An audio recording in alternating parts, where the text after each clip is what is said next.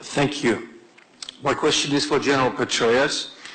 We keep hearing about Iranian influence spreading through the region, and in fact we see this on a daily basis with our own eyes.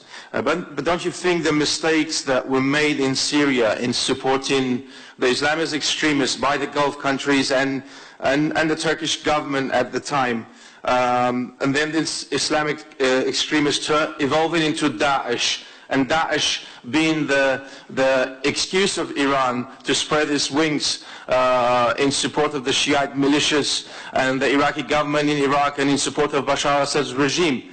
That was my first question. The second question, we keep hearing about US policy pushing back at Iranian influence.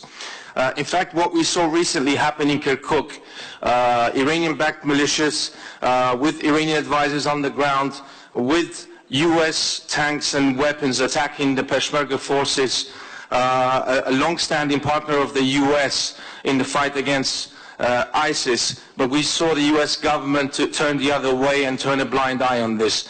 When do we expect this policy to take into action, this pushing back at Iranian influence in the region? Thank you. Thank you very much.